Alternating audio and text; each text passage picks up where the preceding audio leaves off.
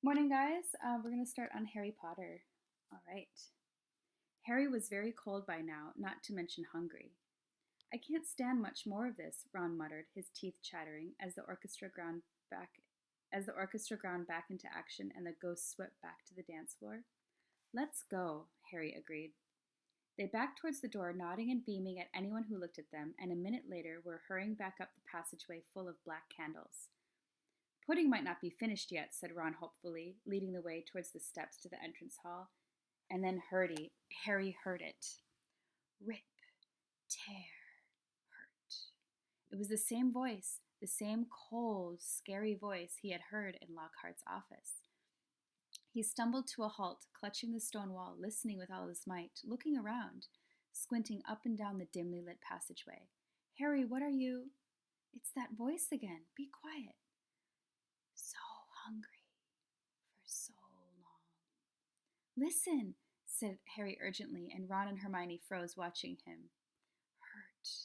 Time to hurt. The voice was growing fainter. Harry was sure it was moving away, moving upwards, a mixture of fear and excitement gripping him as he stared at the dark ceiling. How could it be moving upwards? Was it a phantom to whom stone ceilings didn't matter? This way, he shouted, and he began to run up the stairs into the entrance hall. It was no good hoping to hear anything from here. The babble of talk from the Halloween feast was echoing out of the great hall. Harry ran up the marble staircase to the first floor, Ron and Hermione clattering behind him. Harry, what are we? Shh! Harry strained his ears distantly listening from the floor above, and growing fainter still he heard a voice. I smell blood. His stomach lurched. It's going to hurt someone, he shouted, and ignoring Ron and Hermione's bewildered faces, he ran up the next flight of steps, 3 at a time, trying to listen over his own pounding footsteps. Harry hurtled around the whole of the second floor, Ron and Hermione panting behind him, not stopping until they turned a corner into the last deserted passage. Harry, what was that all about? Said Ron, wiping sweat off his face. I couldn't hear anything. But Hermione gave a sudden gasp, pointing down the corridor. Look! Something was shining on the wall ahead. They approached, slowly squinting through the darkness. Foot-high words had been daubed in the wall between 2 windows, shimmering on the light cast by the flaming torches. It said, "The Chamber of Secrets has been opened. Enemies of the air, beware." What's that thing underneath? Said Ron, a slight quiver in his voice. And as they edged nearer, Harry almost slipped over. There was a large puddle of water on the floor. Ron and Hermione grabbed him and they inched towards the messages, eyes fixed on a dark shadow beneath it. All 3 of them leapt backwards. Mrs. Norris, the caretaker's cat, was up there, hanging from her tail. She was stiff as a board, and her eyes were wide open and staring. For a few seconds they didn't move. Then Ron said, "Let's get out of here." "Shouldn't we try to help?" Harry began awkwardly. "Trust me," said Ron. "We don't want to be found here." But it was too late. A rumble, as though of distant thunder, told them that the feast had just ended. From either end of the corridor, where they stood, came the sound of hundreds of feet climbing the stairs, happily talking of well-fed people. In the next moment, students were crashing into the passageway from both ends. The chatter, the bustle, the noise died suddenly as the people in front spotted the hanging cat. Harry, Ron, and Hermione stood alone in the middle of the corridor in silence, fell among the massed students pressing forward to see the sight. Then someone shouted through the quiet, "Enemies of the air, beware! You'll be next, mudbloods!" It was Draco Malfoy. He had pushed to the front of the crowd, his cold eyes alive, as he grinned at the sight of the hanging cat. So the cat was just hanging from his tail. Okay. Sorry, I need a cup of coffee. Hang on. We're on chapter 9 now, the writing on the wall. What's going on here? What's going on? Attracted no doubt by Malfoy's shouts, Argus Filch came shuddering his way through the crowd, and then he saw Mrs. Norris and fell back, clutching his face in horror. "My cat! My cat! What's happened to Mrs. Norris?" he shrieked, and his eyes fell on Harry. You hurt my cat." "Argus?" Dumbledore had arrived to the scene, followed by a number of other teachers, and in seconds he swept past Harry, Ron, and Hermione and detached Mrs. Norris from the hanging thing. "Come with me, Argus," he said to Filch. "You too, Mr. Potter, Mr. Weasley, and Miss Granger." Lockhart stepped forward eagerly. "My office is nearest, Headmaster, just upstairs. Please feel free." "Thank you, Gilderoy," said Dumbledore. The silent crowd parted to let them pass. Lockhart, looking excited and important, hurried after Dumbledore. So did Professor McGonagall and Snape. As they entered Lockhart's darkened office, there was a flurry of movement across the walls. Harry saw several of the Lockharts in the pictures dodging out of sight, their hair in rollers. The real Lockhart lit the candles on his desk and stood back. Dumbledore laid Mrs. Norris on the polished surface and began to examine her. Harry, Ron, and Hermione exchanged looks and sank into their chairs outside of the pool of the candlelight, watching. The tip of Dumbledore's long, crooked nose was barely an inch from Mrs. Norris's fur. He was looking at her closely through his half-moon spectacles, his long fingers gently prodding and poking. Professor McGonagall was bent almost as close, her eyes narrowed, and Snape loomed behind them all, half in shadow, wearing a most peculiar expression. It was as though he was trying hard not to smile. And Lockhart was hovering around all of them, making suggestions. It was definitely a curse that hurt her. Probably the Tansmogrifin torture. I've seen it used many times. So unlucky I wasn't there.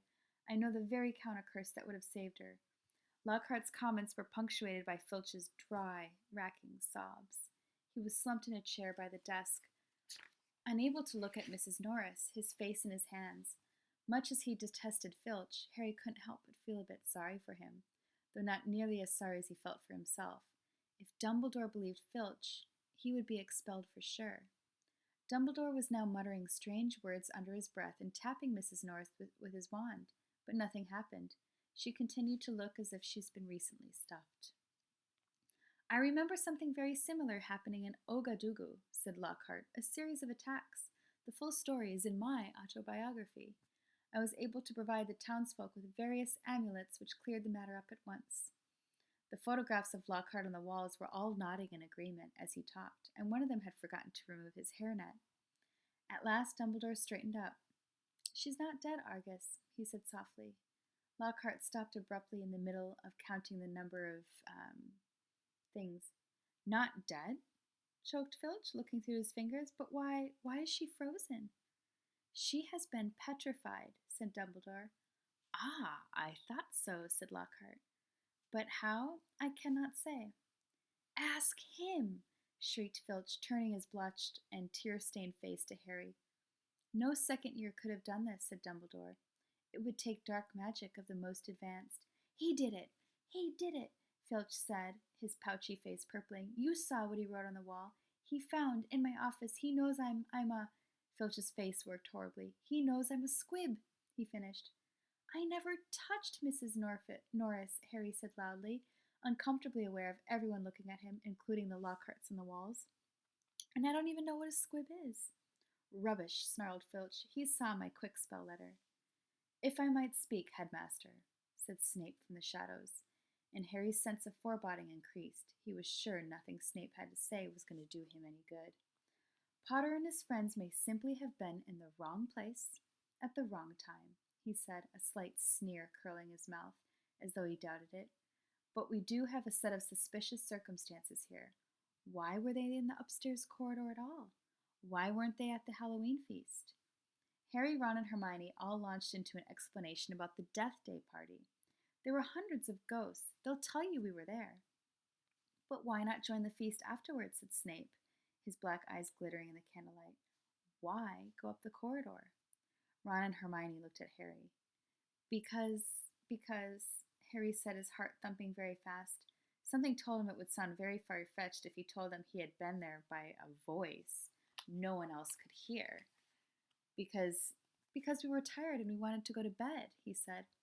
"Without any supper?" said Snape, a triumphant smile flickering across his face. "I didn't think ghosts provided food fit for living people at their parties." "We weren't hungry," said Ron loudly, as his stomach gave a huge rumble. Snape's nasty smile widened.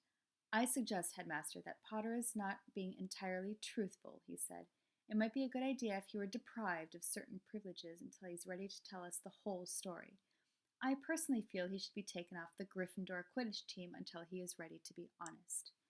"Really, Severus," said Professor McGonagall sharply, "I see no reason to stop the boy playing Quidditch. This cat wasn't hit over the head with a broomstick. There's no evidence at all that Potter has done anything wrong." Dumbledore was giving Harry a searching look. His twinkling, light blue gaze made Harry feel as though he was being x-rayed. "Innocent until proven guilty, Severus," he said firmly. Snape looked furious, and so did Filch. "My cat has been petrified," he shrieked. "I want some punishment." "We will be able to cure her, Argus," said Dumbledore patiently. "Professor Sprout recently managed to procure some mandrakes. As soon as they've reached their full size, I will have a potion which will revive Mrs. Norris." "I'll make it," Lockhart butted in. "I must have done it 100 times. I could whip up a mandrake restorative draught in my sleep." "Excuse me," said Snape icily, "but I believe I am the potion master at this school." There was a very awkward pause. "You may go," Dumbledore said to Harry, Ron, and Hermione. They went as quickly as they could without actually running. When they were a floor up from Lockhart's office, they turned into an empty classroom and closed the door quietly behind them. Harry squinted at his friends' darkened faces. "Do you think I should have told them about the voice I heard?" "No," said Ron without hesitation. "Hearing voices no one else can hear isn't a good sign, even in the wizarding world." Something in Ron's voice made Harry ask, "You do believe me, don't you?" "Of course I do," said Ron quickly, "but you must admit, it's weird." "I know it's weird," said Harry. "The whole thing's weird. What was that writing on the wall about? 'The chamber has been opened.'